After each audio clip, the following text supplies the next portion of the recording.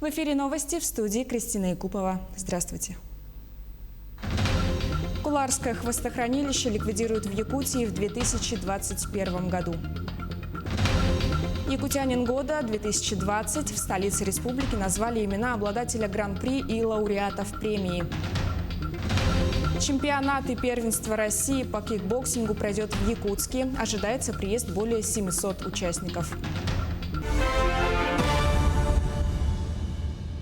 Хвостохранилище Куларской золотоизвлекательной фабрики ликвидируют в Якутии в этом году. Подготовительные работы полностью завершены. Объект ввели в эксплуатацию в 1965 году. Он предназначался для складирования отходов обогащения и создания системы оборотного водоснабжения. С 1990 года хвостохранилище не эксплуатируется. Отмечается, что работы будут вестись в рамках регионального проекта «Чистая страна» в рамках нацпроекта «Экология», предложенного президентом России Владимиром Путиным. Также в рамках нацпроекта «Экология» более 25 тысяч жителей в 5 населенных пунктах Якутии обеспечат питьевой водой. В текущем году запланирована реконструкция водоочистной станции и строительство водозабора в городе Алекминск, строительство водоочистной станции в Покровске, сетей водоснабжения в селах Верхневилюйск и Андреевская, а также водозабора и водоочистной станции в селе Бердигистях. Всего на мероприятие планируется выделить свыше 1 миллиарда рублей из федерального бюджета. Всероссийскую перепись населения перенесли на сентябрь 2021 года. Данное решение было принято из соображений эпидемической безопасности. В настоящее время готовятся нормативно-правовые акты, которые будут регламентировать отсрочку. Предварительные итоги переписи после переноса ее на осень подведут в начале 2022 года, а окончательные результаты будут получены в 2023 году. Напомним, ранее основной этап всероссийской переписи населения из-за пандемии коронавируса был перенесен с октября 2020 года на апрель 2021. Участие в акции, посвященной ко дню борьбы с онкологическими заболеваниями, принял коллектив Якутской городской национальной гимназии. На базе школы были организованы медицинские кабинеты, в которых сотрудники смогли пройти тест на онкомаркеры, а также УЗИ, офтальмолога и онколога. Сюжет с Аргаланы Неустроевой. На сегодняшний день возможность раннего выявления онкологического заболевания стала намного выше по сравнению с прошлыми годами. При этом, как утверждают специалисты, со временем рак только молодеет. Процедура сдачи анализов на онкомаркеры занимает около минуты. Зато вы точно будете знать, есть ли у вас предрасположенность к онкологическим заболеваниям. Более того, врачи уверяют, ждать до тех пор, пока что-нибудь не заболит, точно не стоит. Как правило, болезненность как симптом проявляется уже на 2-й или 3-й стадии заболевания. У каждого человека раковые клетки содержатся в организме, и как он, рак, он как бы зависит от факторов, от сопутствующих заболеваний. Человек должен обследоваться, а также проходить диспансеризации, профилактические осмотры, медосмотр. И по сопутствующим заболеваниям он тоже должен проходить обследование.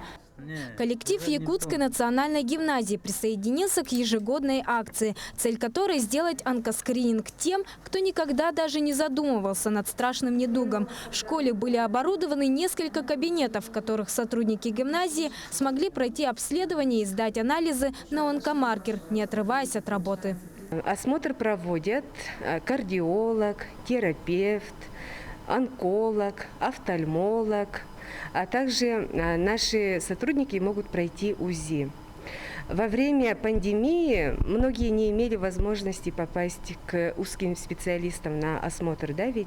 И вот данное мероприятие помогло нашим сотрудникам, можно сказать, не отрываясь от работы, пройти обследование и узнать состояние своего здоровья.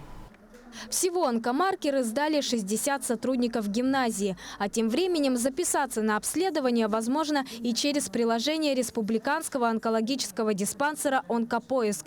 Там же возможно пройти анкетирование, по итогам которого вам станет ясно, имеются ли у вас симптомы онкологического заболевания. И всего пара кликов сможет спасти вам жизнь. Саргалана Неустроева, Павел Пахомов, Якутск.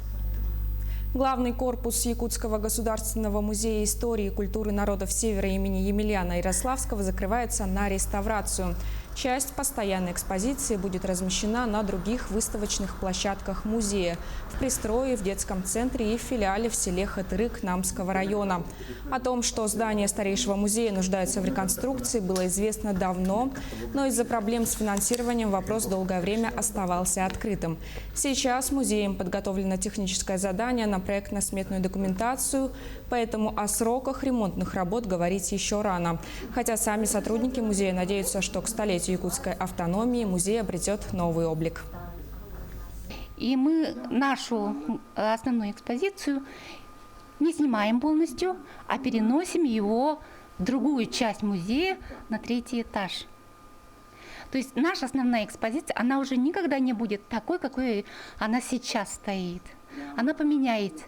И когда после ремонта, реконструкции наших посетителей будет ожидать совершенно другой музей. Вот поэтому я вас приглашаю, наших любимых посетителей, успеть посмотреть ту экспозицию, которую будете вы вспоминать еще через 20 лет. Незнание закона не освобождает от ответственности собственников, купивших квартиры в аварийном жилье. Вступившие в конце декабря 2020 года поправки в жилищный кодекс обязывают часть собственников аварийного дома только на право получения выплат по фактической стоимости жилья по программе переселения, но никак не на получение новой квартиры. Новые изменения оставили семьи с низким доходом практически ни с чем. Ни жилья, ни денег. Что делать, разбиралась Ульяна Шагина. Одинокая ива на пустыре – единственное воспоминание, которое осталось у Александра от прежнего жилья. Но пустырь в самом сердце 17-го квартала в Якутске был не всегда. В 2018 году здесь еще стояла деревянная многоквартирка, в котором Александр приобрел 3-комнатную квартиру. Позже он узнал, что дом аварийный, его снесли, а хозяин дома остался ни с чем. Снесли его полностью в июле, отключили в апреле.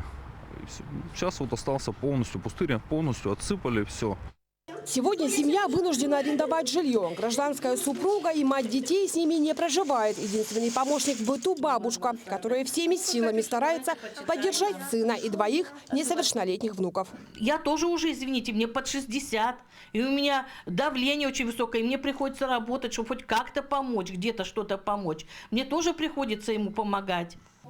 Не имеет права он и на маневренный фонд. Обращался, отписались. Так что единственным выходом было ожидание решения комиссии, который вынес постановление о выплате компенсации по фактической стоимости его квартиры, то есть 1 миллиона рублей. Злую шутку с ним сыграли новые поправки в жилищный кодекс. Ну бог с ним, уже взять и все, и там куплю там что-нибудь, найду. А на самом деле это, а что я куплю на эти деньги, да? Подобную проблему испытывают многие семьи в стране. В региональном министерстве жилищного строительства разводят руками. Оспаривать закон нет смысла. Единственная надежда на очередные поправки в существующем законе. Внесены изменения в жилищный кодекс. В части 32 статьи там добавили пункт 8.2, согласно которому граждане, которые приобрели жилые помещения в уже признанном аварийном доме, могут претендовать только на выплату возмещения, не превышающей суммы, указанной в купле договора продажи квартиры, за исключением граждан, которые получили квартиру в порядке наследования. Только в Якутии, по предварительным подсчетам, порядка 380 семей с низким доходом попали в подобную ситуацию. Выступая на коллегии региональной прокуратуры с участием заместителя генерального прокурора Российской Федерации Дмитрия Демешина, на эту проблему обратил внимание и глава региона Айсен Николаев. Я считаю, что это неправильно. Мы должны здесь подходить дифференцированно. Если у человека это является на самом деле доказанное единственное жилье, нет никаких фактов злоупотребления, то, конечно, мы должны все-таки, наверное, людям предоставлять новое жилье. Сегодня Александр, вынужденно оставшийся без жилья, всеми силами пытается ухватиться за любую лазейку, но ее нет. Жалеет, что купил квартиру в аварийном жилье, но тогда это был единственный его шанс. Теперь выходит, что незнание закона не освобождает от ответственности. Ульяна Шагина, Джулус Накентьев, Якутск. Выставка, посвященная столетию Петра Яковлева, проходит в столице республики.